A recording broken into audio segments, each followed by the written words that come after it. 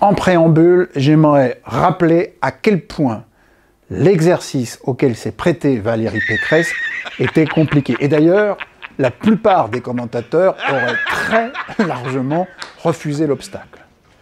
Maintenant, ceci étant dit, rien ne nous empêche quand même d'essayer de comprendre ce qui s'est passé. Qu'est-ce qui fait qu'on a pu tous ressentir ce sentiment de malaise? D'ailleurs, si vous avez été mal à l'aise, c'est plutôt bon signe. C'est que vous êtes doué d'empathie. Hein, et que vous avez vécu toute la difficulté, tout le crash par procuration de Valérie Pécresse. Tout comme lorsque quelqu'un se fait très mal devant vous, vous pouvez avoir une tendance à lui en vouloir de vous avoir fait ressentir cette douleur, alors que vous n'avez rien demandé. Vous m'avez manqué! Je vous propose qu'on analyse et qu'on décrypte cette vidéo à travers les trois piliers de la rhétorique, la discipline à laquelle s'est prêtée Valérie Pécresse, c'est-à-dire l'éthos, sa crédibilité, son autorité, logos, son discours, sa logique argumentative, et le pathos, c'est-à-dire les émotions qu'elle a convoquées pour aller gagner votre adhésion. D'abord, qui a pensé à ce décor?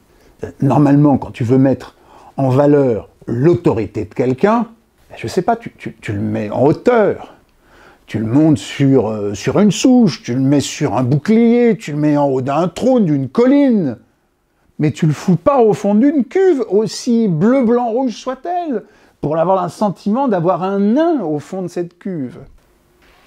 Qu'est-ce que c'est que ce mini-bar Conforama? Mais qui a pensé à ça? Est-ce qu'on s'attend à assister à un grand moment d'éloquence, à un point d'info SNCF? Non mais on aurait pu aussi lui mettre un gilet rouge, non? Notre impuissance a développé un vaccin en France pendant qu'un de nos brillants entrepreneurs aux États-Unis créait Moderna. Notre système éducatif à la peine, avec des enseignants dévoués mais désarmés par une révolution numérique de retard. Notre addiction toxique à la dépense et à la dette. Alors... Et le discours, là aussi, un patchwork, une mosaïque, au mieux une espèce de travail collaboratif où tout le monde a voulu y aller de son conseil et de son idée. Ça fait des petits bouts de discours mis les uns bout à bout par petites séquences, mais ça ne fait pas un propos au bout du compte. D'autant plus quand chacune des mini-séquences est d'un style complètement différent. Parlé, écrit, littéraire, daté, moderne, on n'y comprend plus rien. Et le public, lui, a besoin de s'approprier la logique de l'orateur. Il a besoin même de pouvoir anticiper ce qui va venir pour entrer en communion avec lui. Mais, je vous l'assure, tous les chemins s'ouvrent à une France qui se lève pour conquérir sa fierté et son bonheur. Ça, c'est du Jean-Claude Van Damme.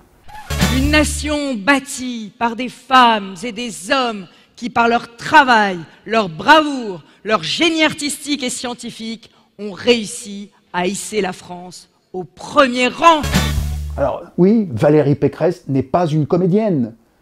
La question, c'est qui l'a coachée? Il faut le retrouver et il faut l'empêcher de nuire.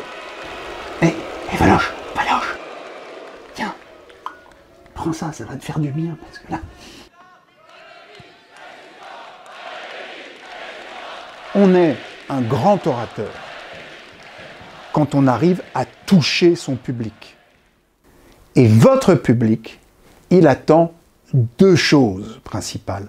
Premièrement, il veut vous voir, vous entendre et assister à un discours simple à suivre.